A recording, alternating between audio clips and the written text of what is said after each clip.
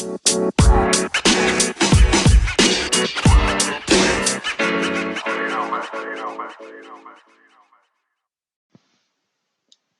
to episode 6 of season 1 of the Leadership Burrito. You'll hear that we are basically starting to turn a corner right now because we've covered what workplace culture is, how it evolves, how every single individual and specifically leaders actually contribute to crafting and creating and maintaining a culture. We've spoken about some of the psychology that creates a toxic workplace culture.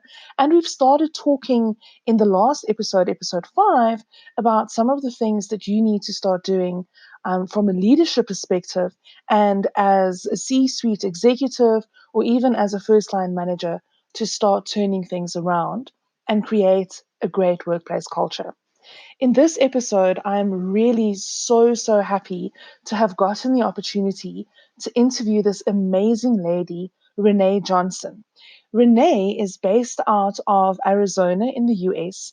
She is a certified empowerment coach, and she is also an author of this really empowering book called Leaving Your Comfort Zone: How to Lead Your Life from the Power Zone. In this episode, Rene shares so many tips about what you can do as an individual leader to actually lead where you stand and the things that you can do to start creating a great workplace culture. Rene also talks to us about what to do if you need to lead upwards and your manager is possibly the toxic person who is creating some of the problems. So much, Rene Johnson, certified empowerment coach, joining us today from the lovely, warm, shall we say, hot as hell city of Phoenix, Arizona. And thank you so much for being on the Leadership Burrito. You're so welcome, Deborah. Thank you for having me. I love the weather here because there's always ways to cool off, right? Yes, that's the thing. Like if you're cold, like, you've got limited options to warm up. Yes. But at least if it's hot, you can cool down.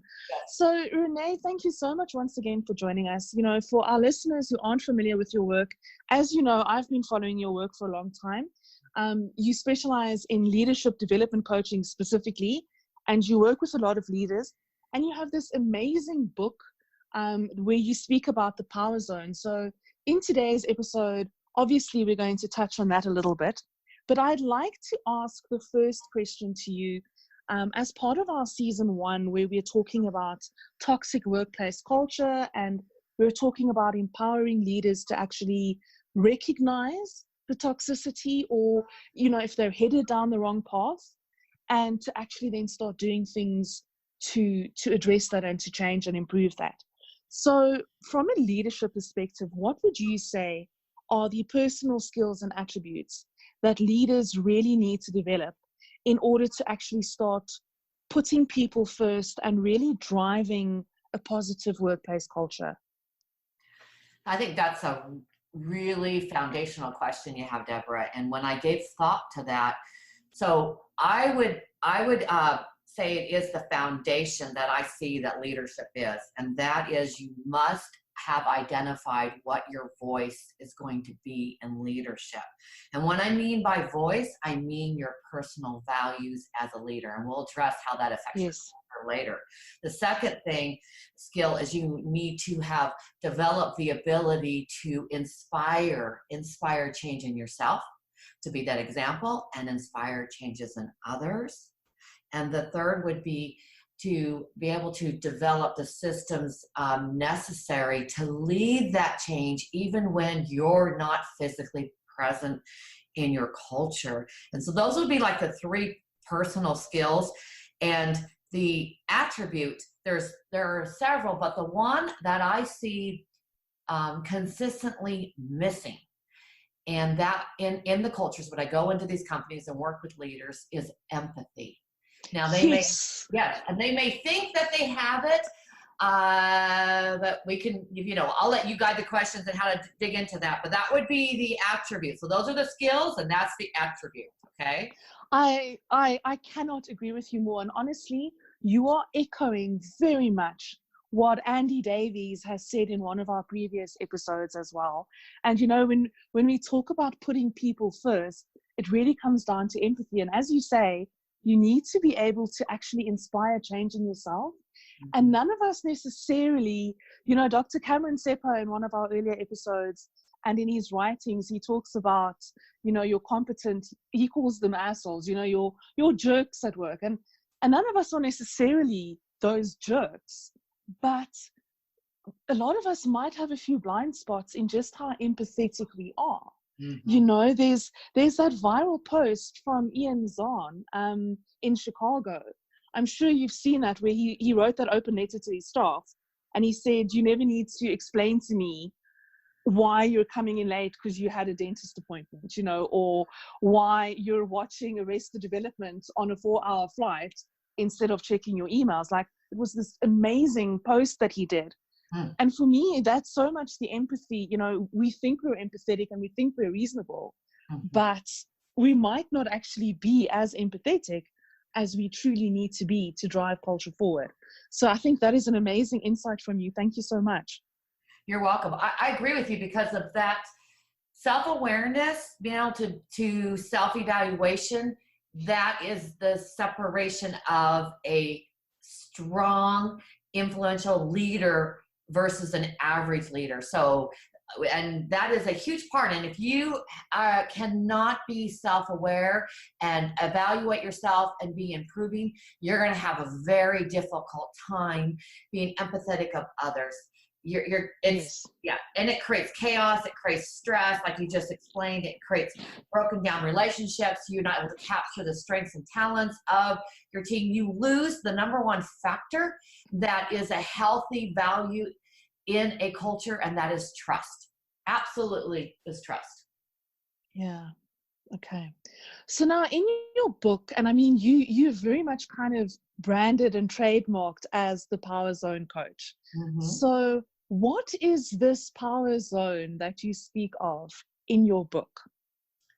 The Power Zone is a tangible part of us, aspect of us. It's as tangible as we breathe, as our arms, our head. It really is. It's not a woo-woo thing. It is innate in us, but we have to develop it. Okay. So when I go into audiences, I will speak and I'll get them to recognize what it is. And I'll talk about when is a time, in your own personal experiences that you felt like you're in your zone, whether it be achieving a great goal or experiencing a life adventure that you've always wanted. The emotions, the energy, the feelings that you have in that moment is connected to your personal greatness. Okay. And that's the zone. That's the driving zone. But what it comes down to, how you actually know you're there, is that it's made up of 3 key elements. And the first one is your personal values. Values are our driving core motivating factor. They're not morals. They are innately proven scientifically that that's going to drive our energy forward, our decision making. It's why you and I connected. We have similar values, okay? So understanding what those are and knowing how to voice those, how to bring those forward in your culture and your leadership is absolutely going to set you apart. Great leaders know how to communicate those values. So the second element of your Power Zone is your strengths. And this is a hard one, especially for busy executives or busy business owners, because they're often confuse your goods and your have-tos and those to-do lists with your strengths. That's not your strengths. And when I teach about working from your Power Zone, you've got to be willing to let go of all the goods, all the distractions, so that you can be deliberate. You can be deliberately owning your strengths and influence from a different place as a leader, because leadership is truly about influence. And the third element of your Power Zone is your why. That why of why you want to be a leader, why you want to influence, why you need to inspire, what is that impact? It's hard for individuals to really figure that out. Several people like you and I, Deborah, are innately born. I've been driven since I was very young. I have this passion, this purpose. I didn't identify it with leadership and the impact it could have in our lives, our business, and our communities until later in life. But I knew I had this driving force. And then others are emerging leaders, and they need to develop this. But that why is so impactful. It is going to have the best, I guess I would say, the most resonating impact on your team. And I hear that from the reverse side of employees. If the leader is their message is diluted, it dissipates their power. If the leader is unsure, they'll be changing here and there and everywhere. Yes. And I often see the employees who go, oh yeah, I'll say yes now, but I know if I just keep my head down doing my normal thing, in a week or two, that will change again. It's going to change. Right? I don't really connect with it. So that's your power zone. And so in order to do that, you have to be very clear, very deliberate. And the gift of your power zone is to deliberately, that's the key word here. You know when you're in it because you're deliberately create your life, claim your power, and make a difference with those you lead and influence. Okay, that is some very, very powerful stuff. So how do leaders then actually go about incorporating the skills and the attributes that you've mentioned, and that empathy and the personal values? And, we often talk about living your values, and people they'll do as you do, not as you say. So how can leaders really go about incorporating those skills and attributes and that power zone mentality, shall we call it? How do they actually then incorporate that into their day-to-day management and leadership practice? Yes. So what I have my clients do is we start by identifying the foundation for their leadership, defining their leadership voice. So if you think about culture, it is made up of 4 key components. It's leadership, your people, the systems that support, your people and moving that vision forward, and the values. So I have my leaders, the first thing they do is actually identify their values. And I do no more than 5. We can have a lot of things that are important to us, but to actually implement them, you need to, again, less is more. And then we spend time defining those, not necessarily what everybody else defines it, but how you see it from your perspective as a leader and how you want it to be alive in your culture. And so we identify what those are very clearly in writing. I believe it's not in writing, it doesn't exist. And from there, then the next step is to identify how do we as leaders compare against our own definition. And so we start with our own personal development, and there's exercises we do, but in essence, how am I inspiring changes against my own definitions I want to see in my culture, in my company? Where do I need as a leader to improve?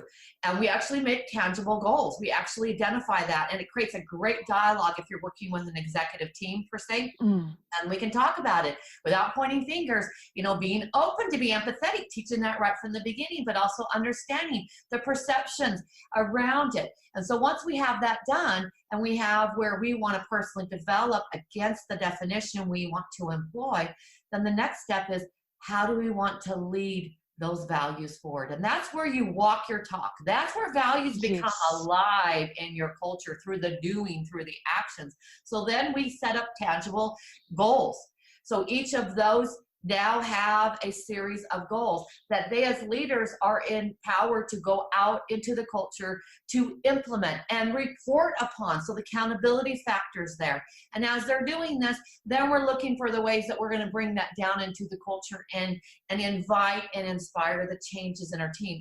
Understanding how they show up today is largely because of how we've been showing up, right, as leaders without this. And the involvement happens. It's really cool because the involvement of the team happens through the example. And then when we get into communicating and saying, hey guys, we've now got our new business vision, and these are the values we want to honor, we've already been employing those in our leadership. So now we're more likely to get our team to say, oh, how can I help? I respect you differently. I trust you differently. I want to have those conversations because I've been watching your own change. Okay, your own change in this. So that's something I'm very, very passionate about. It's a whole module I take my clients through, but in the limited time we have here, I want to impart the power of it. I hope I've been able to do that. Okay, no, that is amazingly powerful. And again, you're echoing the things that all of us tend to say. And I just want our listeners to understand that this isn't like you said earlier, this isn't woo-hoo stuff. This is proven to work. All of us who've participated in season 1 of the Leadership Burrito so far, we've all got some serious credentials behind us, and we've all been working for 20 plus years. So, we've tested these things out, and there's a reason why, and you've very succinctly, I think, stated it as well. There's a reason why when we do culture transformation, we always want to start at the top. Yes. And you've very clearly explained that now. And, in our episodes, we talk about what if things are a mess, and you've got to start with yourself. If you realize that your culture is in a mess, you might be the IT manager in an organization with 3,000 people, and where you can lead and where you can influence is where you stand. And you have to start with yourself.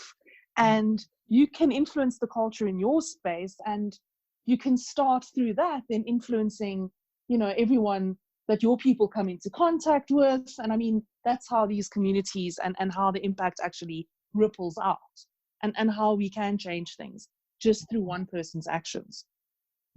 Absolutely.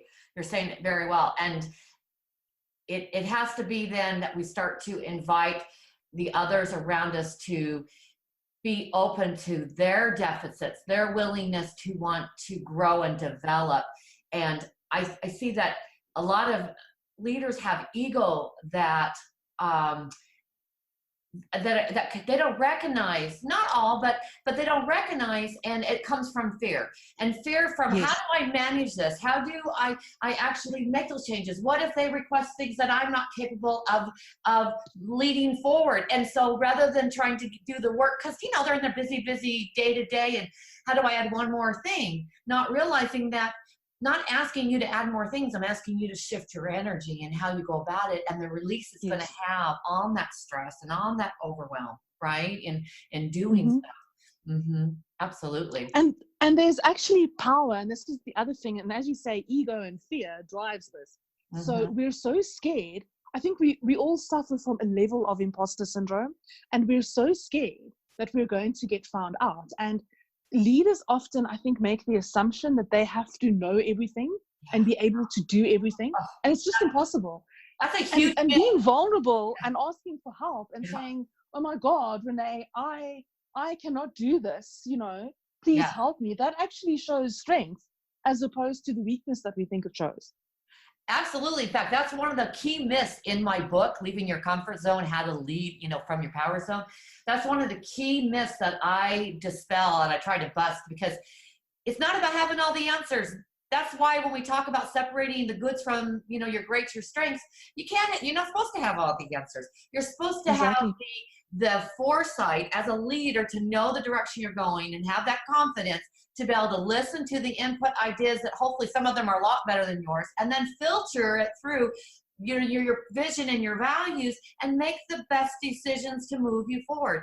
And that requires you to take yourself out of the equation. If you leave yourself in that equation, then you often will limit and pull back to your own comfort zone.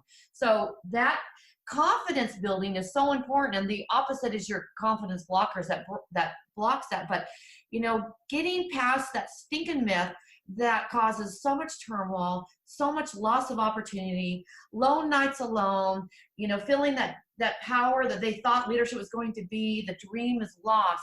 I re-energize a lot of leaders who've been in leadership roles with the C title for years and go, I'm not feeling like I'm making that difference. I'm not feeling I'm making that impact. And, to be able to hear and validate them and then release that burden that they don't have to be all to everyone. They got to learn how to collaborate, learn how to build their cultures, build their leadership instead. And the gifts that it gives them, I'm so honored to be part of that. That is amazing as well. Now, obviously part of being a good leader is the ability to actually have some uncomfortable conversations. Yeah, for sure. So can you share just a couple of tips for our listeners?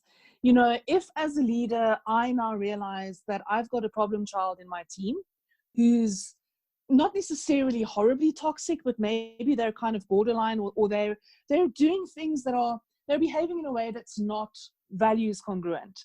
They're not doing things to build the culture, to reach the vision that we've set.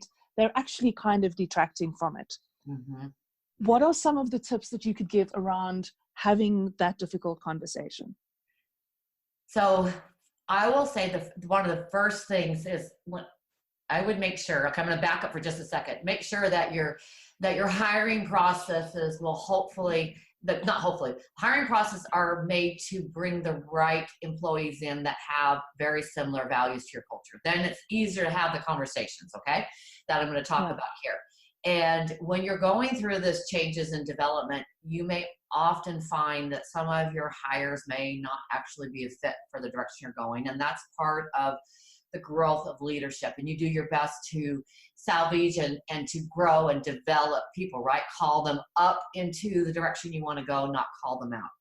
So with that said, whether it be somebody that you know is a fit and just, is not connecting with whatever leader's given them direction, or having a situation, with a process or whatnot, or it's a poor hire, I would start first. What I teach my clients to do is have what's called agreement conversations.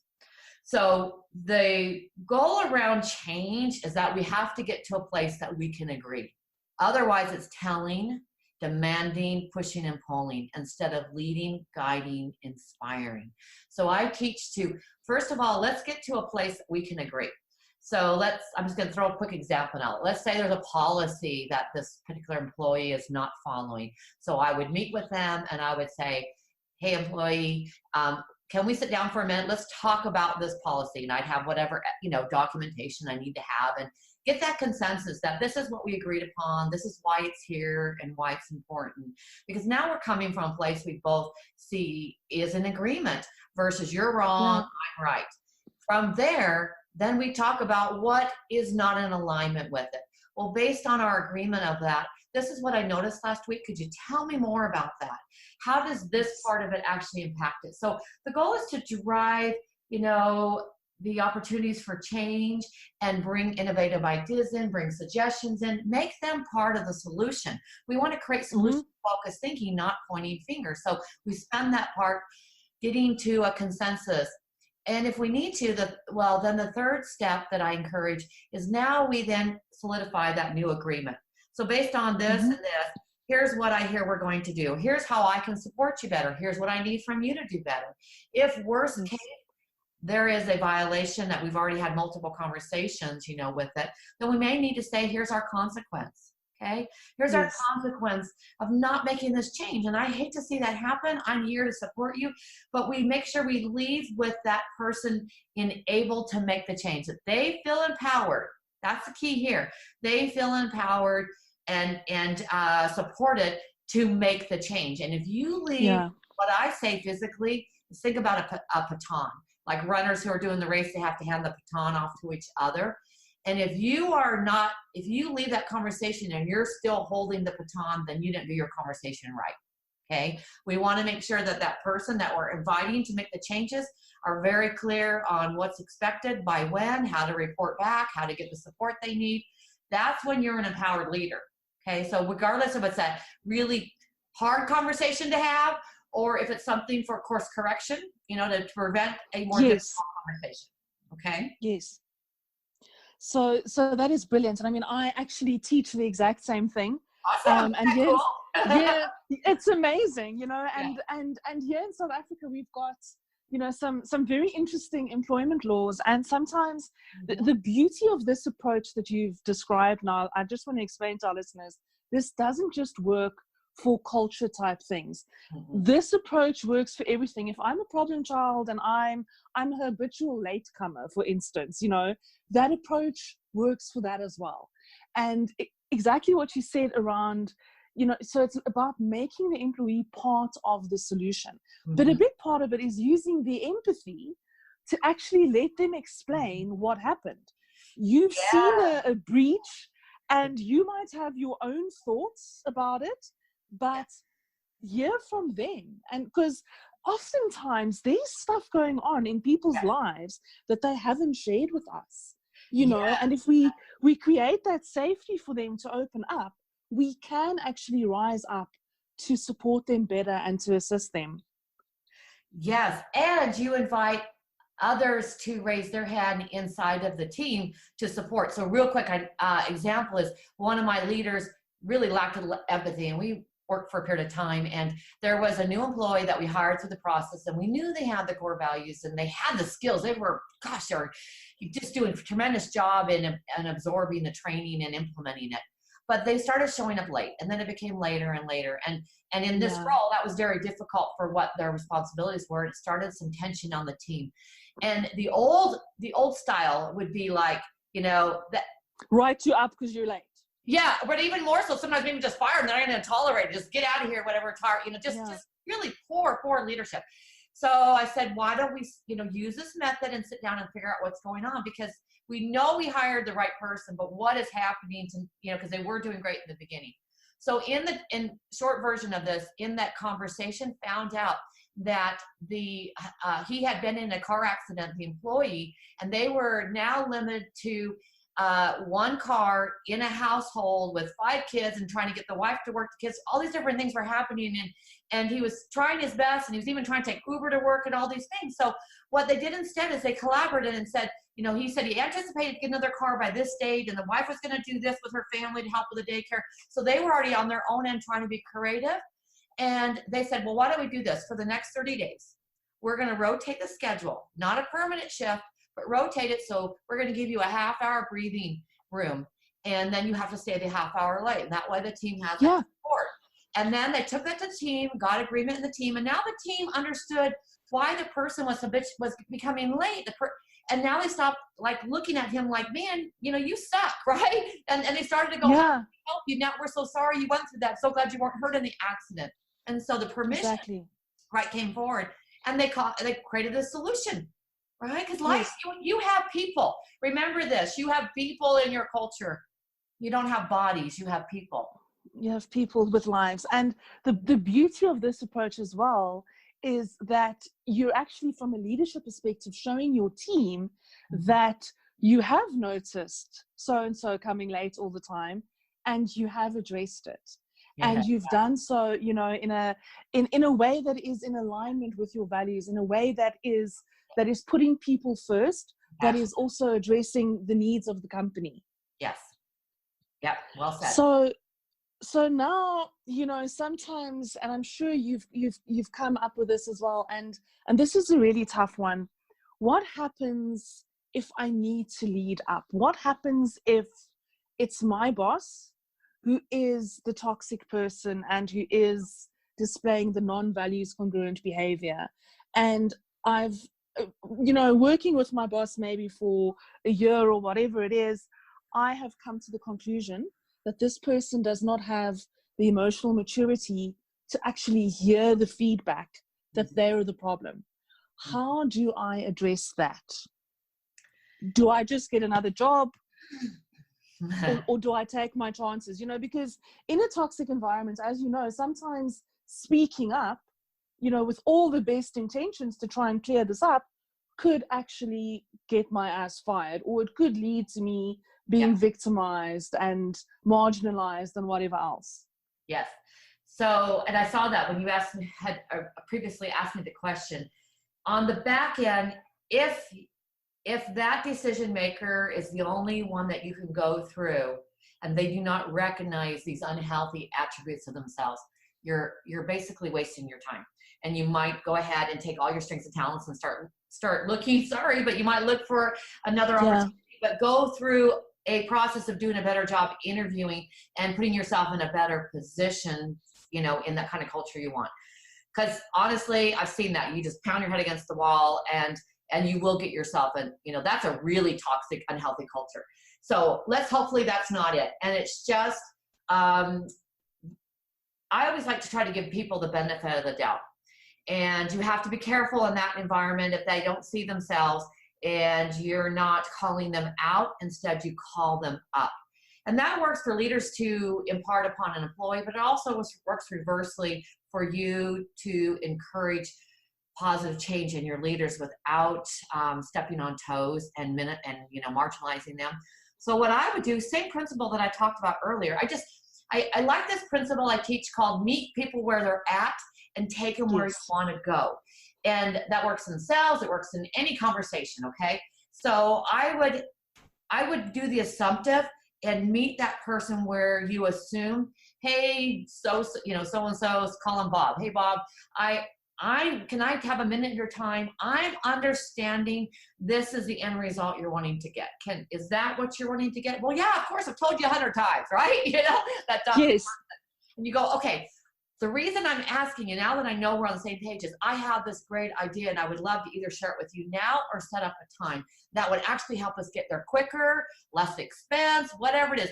Give them the ways that it's going to, the pains that you're going to be able to solve the pain. People love, even if the most toxic people, they want to hear gain. They want to hear gain, right? Especially if it makes them look good.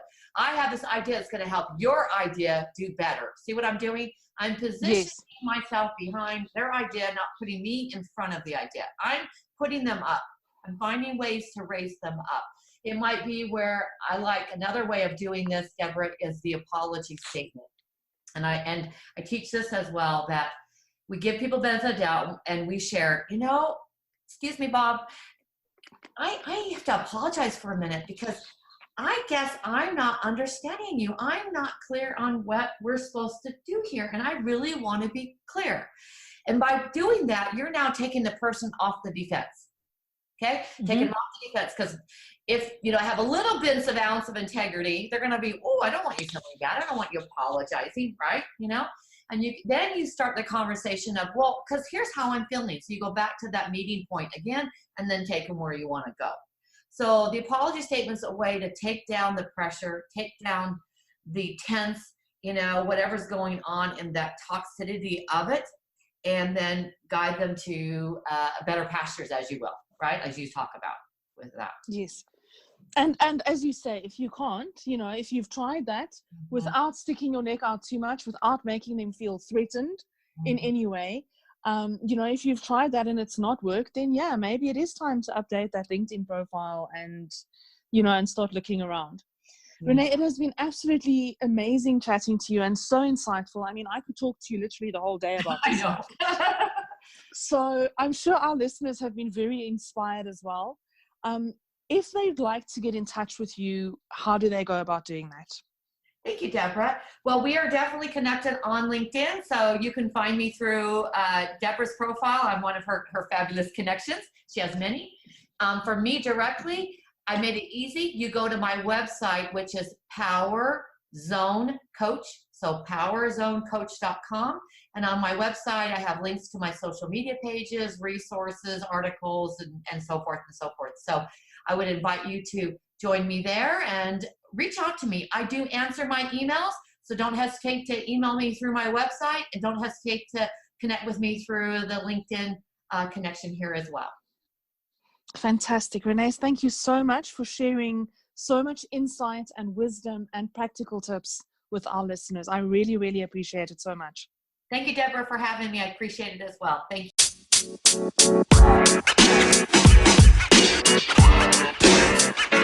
you.